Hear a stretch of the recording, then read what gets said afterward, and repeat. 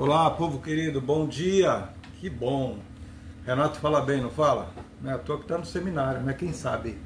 Já estou aí meio que profetizando. Mas um bom dia a todos vocês, né? Já amanhecemos e podemos ver aí o milagre de Deus na nossa vida, nos concedendo mais um dia, isso é muito bom. Essa, como todos nós sabemos, é uma experiência nova para cada um de nós, né?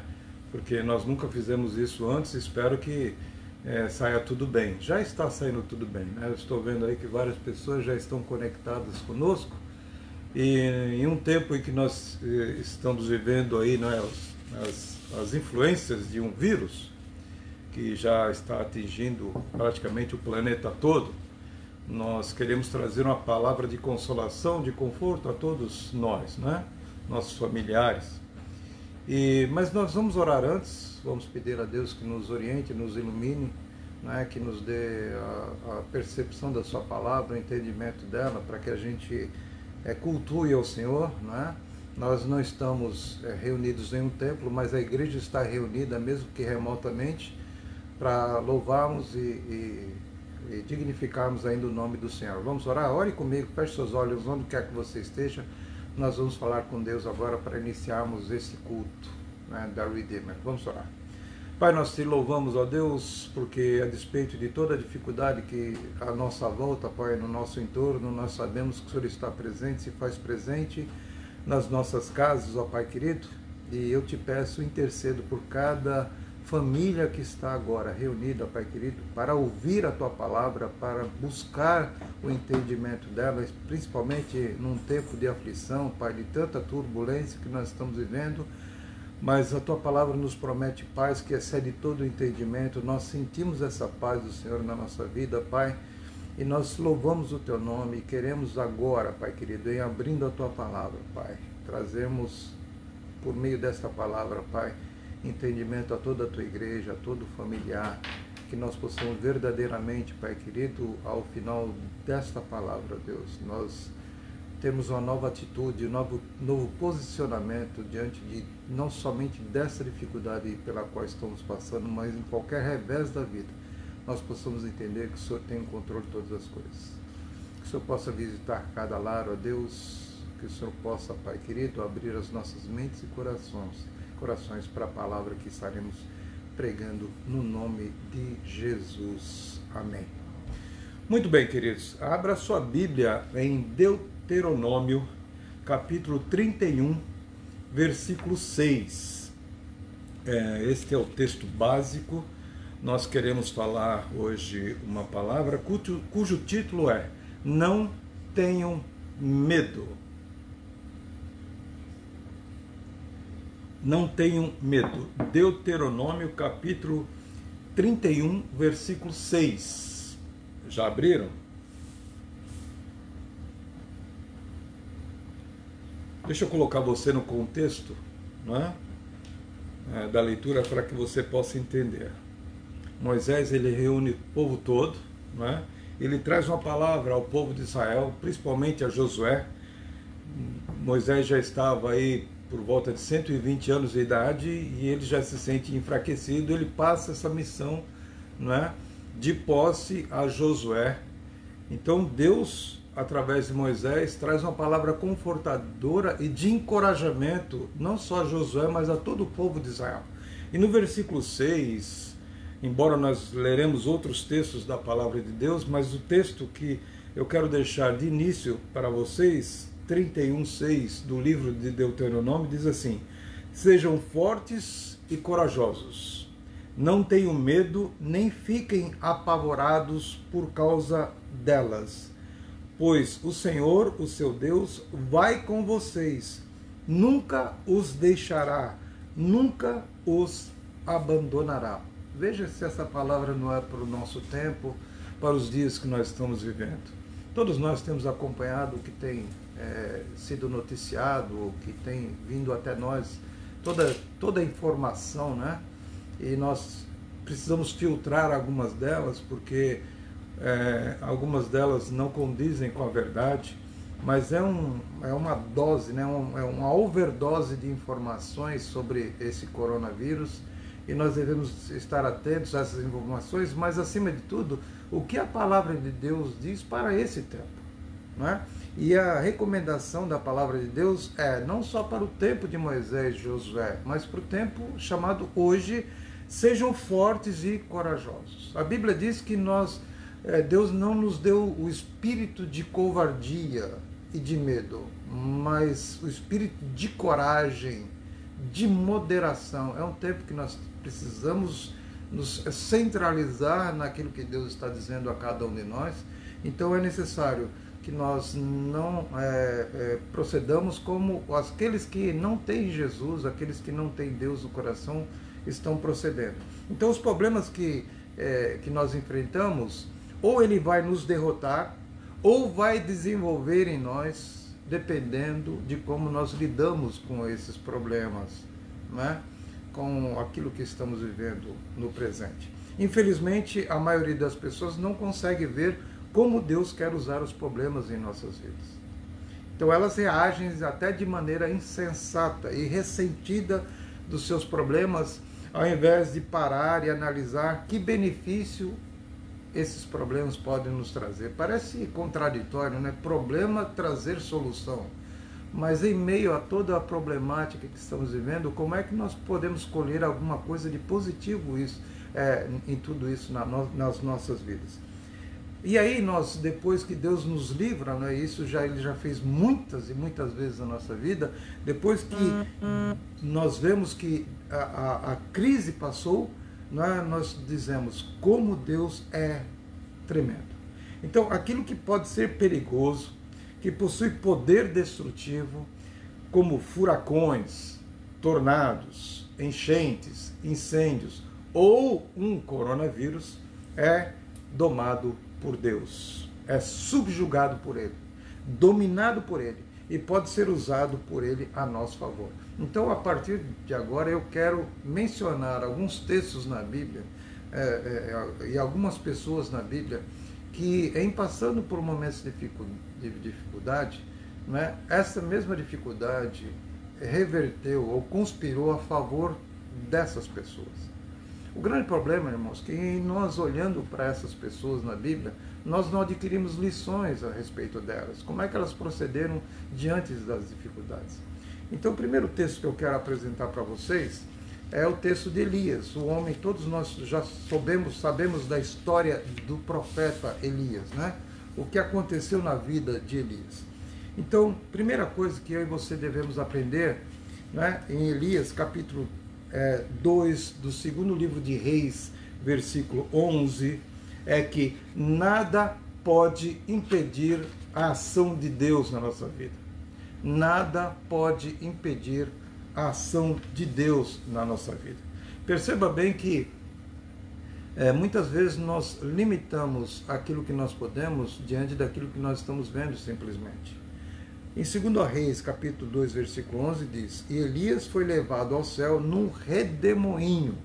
É impressionante essa revelação, pois nos mostra que Elias foi levado aos céus, algo que é bom, todos nós estamos desejando o céu, mas ele foi levado num redemoinho. O redemoinho, eles são caracterizados pelo movimento da massa em torno de um epicentro, não é? A mesma origem dos furacões, dos tornados. E a gente imagina que quando vem um tornado, um furacão, causa muita destruição. Mas veja bem que o profeta Elias foi levado em um redemoinho. Irmãos, eu creio que ele chegou lá intacto nos céus. Ele não passou pela morte. Mas qualquer um de nós, em meio a um furacão, a um tornado, a gente se desespera, a gente se guarda. Mas veja bem que quando nós entendemos que Deus está no controle de todas as coisas, pode vir a catástrofe que for, a tragédia que acontecer, nós sabemos que nós estaremos intactos ali. Então, em olhando para Elias, nós devemos ter esse ensinamento para as nossas vidas também. Vejam bem que Deus usa um redemoinho para trasladar, para trazer junto a si a vida de Elias, a pessoa de Elias, não é? Então, primeira lição que eu e você devemos aprender: nada, absolutamente nada pode impedir a ação de Deus. Deposite a tua confiança então em Deus, não é? Segundo, Dê graças a Deus por tudo.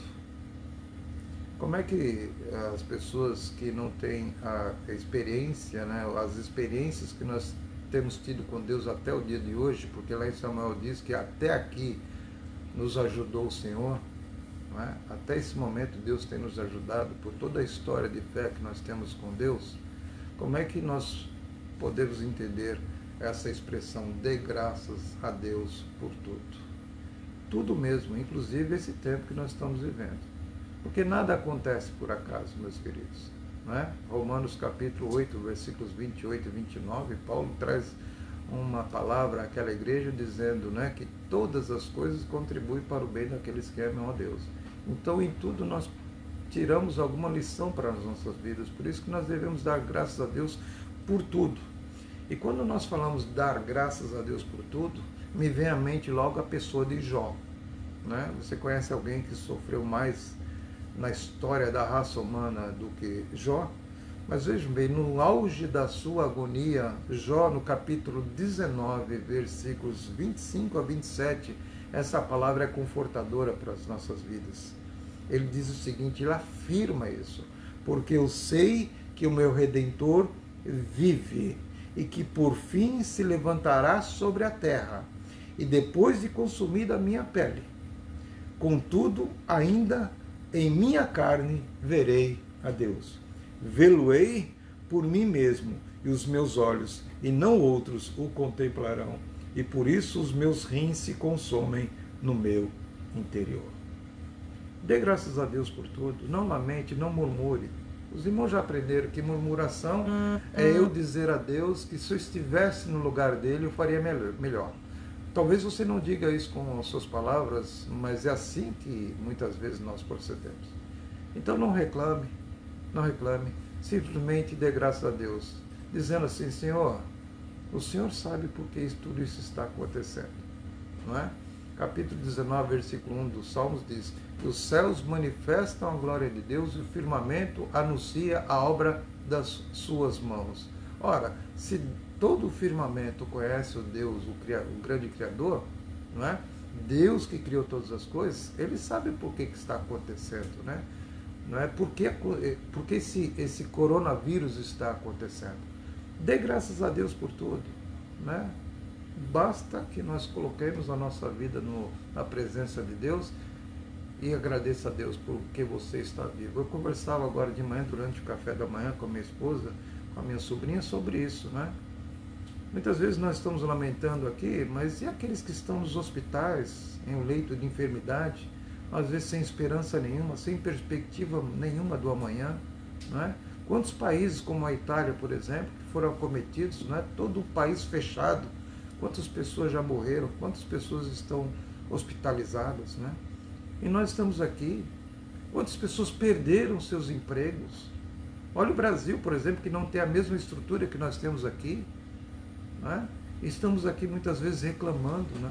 Sendo que nós temos fundamentalmente uma estrutura à nossa disposição. Então dê graças a Deus por tudo. E queira ou não queira, nós temos que fazer comparações entre nós e aqueles que estão abaixo de nós, infelizmente. Nós oramos por essas pessoas também.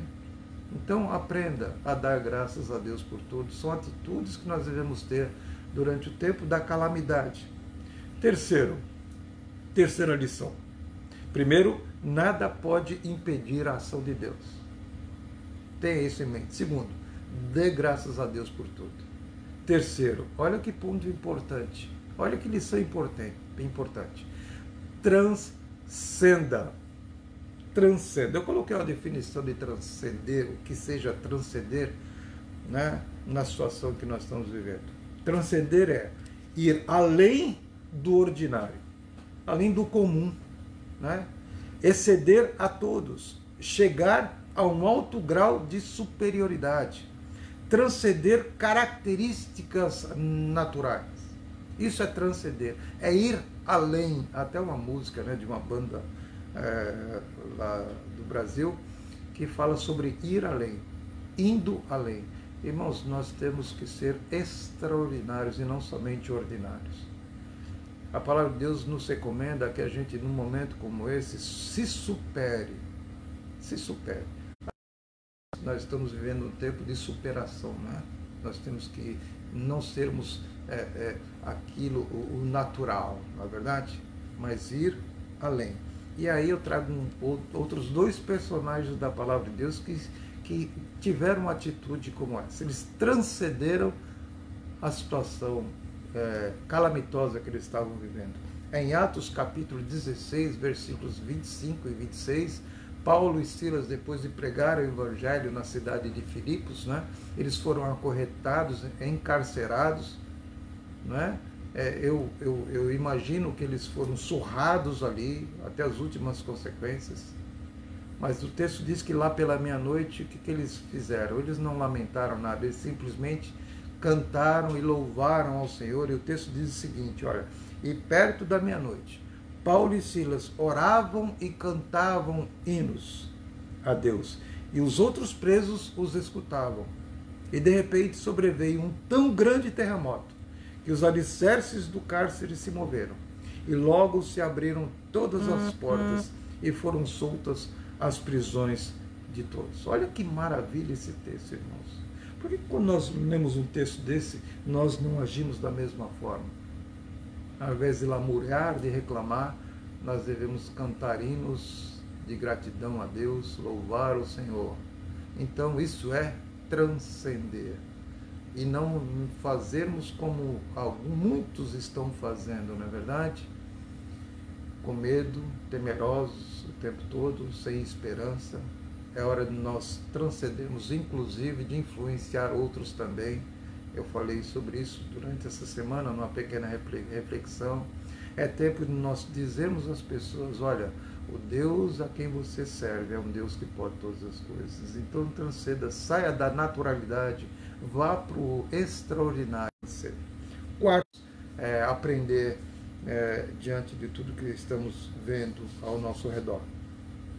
O sangue do Cordeiro nos livra. Tenha em mente isso, o sangue do Cordeiro nos livra. Eu quero mostrar uma imagem para vocês aqui, e vocês vão imediatamente associar a imagem ao texto bíblico.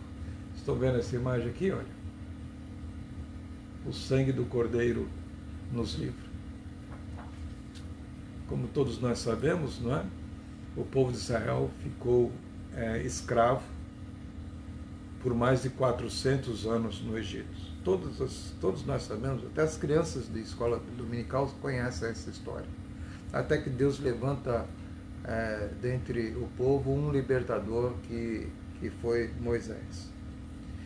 Deus traz 10 pragas ao Egito, ao faraó e ao povo egípcio, para que eles liberassem o povo de Israel, saíssem do Egito e vivessem sua própria vida, peregrinassem no deserto e oferecessem culto a Deus, holocausto a Deus, né, sacrifício a Deus. Mas o faraó teimou e não queria liberar o povo, mas após a 10ª praga, que foi a morte dos primogênitos, né, então o faraó decide liberar o povo de Israel. Mas vejam bem que houve um sinal. Deus diz ao povo, olha, vocês matem um cordeiro e o sangue do cordeiro vocês façam a aspersão desse sangue nos umbrais da porta, que seria o sinal do anjo da morte em passando pelo Egito, onde ele visse o sinal do sangue nas ombreiras das portas, ele passaria por cima. É o Passover, ele passaria por cima e aquela família seria preservada. Aquela família teria o sinal do sangue do Cordeiro. E no capítulo 12 do livro de Êxodo, do versículo 7, 13 e 14, a palavra de Deus diz assim, olha, e tomarão do sangue, e poluão em ambas as ombreiras, e na verga da porta, nas casas em que comerem, e aquele sangue vos será por sinal nas casas em que estiverdes. Vendo eu o sangue, passarei por cima de vós, e não haverá entre vós praga de mortandade, quando eu ferir a terra do Egito. E este dia vos será por memória, e celebrá-lo eis por festa ao Senhor nas vossas gerações, e celebrareis por estatuto perpétuo. Então o Cordeiro, o sangue do Cordeiro de Deus nos livra. O sangue nos liberta. O sangue nos protege, porque após aquela praga, através do sangue do Cordeiro, aspergido nos umbrais das portas das famílias de Israel, aquele sangue libertou aquele povo. Aquele sangue protegeu aquele povo, porque o anjo veio e não atingiu aquelas casas. O sangue nos dá confiança. O sangue de Jesus derramado na cruz do Calvário nos dá confiança, porque por isso entenda, nós não vamos colocar o sangue nos umbrais das nossas portas, mas nós estamos cobertos com o sangue de Jesus sobre as nossas vidas. É o sangue de Jesus que está sobre nós. Por isso que lá em Hebreus diz que sem derramamento de sangue não há remissão do pecado, não há libertação. Então esse sangue nos dá confiança de que Jesus, o autor da vida, tem o seu controle sobre todas as coisas. Além do mais, o sangue nos dá a vitória em Cristo Jesus. Os irmãos já pensaram nisso?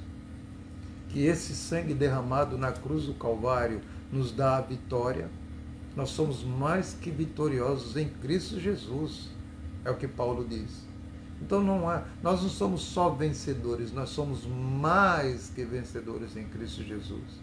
Então é necessário que nesse tempo nós entendamos que o sangue derramado na cruz do Calvário não foi derramado em vão, foi derramado com um propósito, para que no dia de hoje nós tivéssemos essa consciência. Então eu quero convocar você a meditar, a refletir sobre isso, que esse sangue nos protege, nos liberta, nos dá confiança e nos dá vitória em Cristo Jesus. Esse tempo vai passar. Esse tempo tem prazo e validade. Logo mais nós estaremos vivendo a nossa normalidade. Percebe? Que esse sangue faz com que a gente tenha confiança que esse tempo vai passar. Então fica tranquilo aí. E por último, nessa meditação, eu quero dizer que Ele é o nosso esconderijo. Nós estamos só protegidos pelas paredes, né? Nós estamos só protegidos pelos remédios, nós estamos só protegidos por causa das informações que temos, mas Deus é o nosso esconderijo. E aí eu lembro do salmista, né? No capítulo 91, é um texto da Bíblia que a grande parte, né, dos crentes, do povo de Deus, conhece esse salmo, Salmo 91, não é? Diz assim, versículos 5 e 6, não terás medo do terror de noite, nem da seta que voe de dia, nem da peste, entre parênteses, coronavírus, que anda na escuridão, tempo de trevas, nem da mortandade que assole ao meio-dia. Não tem a ver conosco também? Não terás medo. Por isso que o título dessa palavra é não temas. Os irmãos sabem quantas vezes tem a expressão não temas na Bíblia? 365 vezes essa expressão está contida na Bíblia. Não temas. 365 vezes. Significa que para cada dia do ano nós temos um não temas. Não tenha medo. Porque Deus é o nosso esconderijo. Por isso que o salmista fala assim, olha, Ele é o meu esconderijo.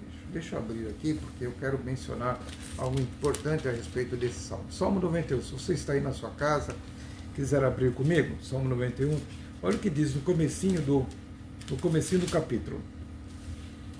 Diz assim, aquele que habita no esconderijo do Altíssimo, à sombra do Onipotente descansará. Onde é o esconderijo de Deus? O esconderijo de Deus é a presença dEle. O Salmo 57, versículo 1, diz algo a respeito dos dias que nós estamos vivendo hoje. Diz lá que nós nos nós nos escondemos, nós nos protegemos debaixo das asas de Deus até que a calamidade passa. Você não se sente assim? Debaixo da proteção de Deus, vendo tudo que está acontecendo, e a gente vai sair até que essa calamidade passa, nós estaremos ali debaixo das asas do Senhor. Olha o versículo 2. Pode dizer ao Senhor: Tu és o meu refúgio e a minha fortaleza, o meu Deus em quem confio. E continua, dizendo que Deus vai nos livrar do laço do passarinheiro e Ele vai nos cobrir com as suas penas. Percebe bem que esse é o nosso Deus, o nosso esconderijo. Então, não se sinta protegido somente pelo o seu lugar, a sua habitação, mas se sinta protegido acima de tudo pelo nosso Deus, que é o nosso refúgio e fortaleza. Então, recapitulando, primeiro, nada pode impedir a ação de Deus. Guarde bem isso. Segundo, dê graças a Deus por tudo. Olha a Deus, fala: Senhor, agradeço, a despeito de toda a dificuldade, eu agradeço ao Senhor por tudo. E vá além, transcenda. É um tempo que você tem que se superar e transmita isso. Eu não estou falando de pensamento positivo, não. Eu estou falando de fé, de confiança em Deus. Aprenda que o sangue do Cordeiro nos livra de todo mal. O sangue de Jesus nos livra, nos dá vitória, nos dá confiança, nos dá a certeza da sua presença. Além do mais, a confiança do salmista nos diz o seguinte: Ele é o nosso esconderijo. Então, que essa palavra tenha guarida no teu coração, que ela seja tatuada nas tábuas do teu coração e que você não se esqueça que amanhã será um outro dia. Novamente você vai ser informado de muitas coisas que estão acontecendo, não só aqui nos Estados Unidos, mas no Brasil ou em qualquer lugar, ou em todas as partes, todos os países. Mas tenha certeza dessas verdades na sua vida. Que Deus te abençoe. Eu quero orar para que Deus aplique essas verdades na sua vida, que seja extensivo a todos os seus familiares. Nós queremos orar também pelo Brasil, que o Brasil está passando por um tempo difícil, em que as pessoas confundem muito as informações. Então, que cheguem até nós informações que realmente nos dê tranquilidade, mas a tranquilidade maior está de nós, da qual nós adquirimos lição para as nossas vidas. Que o Senhor traga alívio ao nosso coração, tranquiliza nosso coração, Pai. Faz com que os nossos familiares, amigos, sintam o mesmo. Que essa palavra, ó Deus, não seja uma palavra que seja uma verdade somente para o dia de hoje, mas que durante todo o tempo nós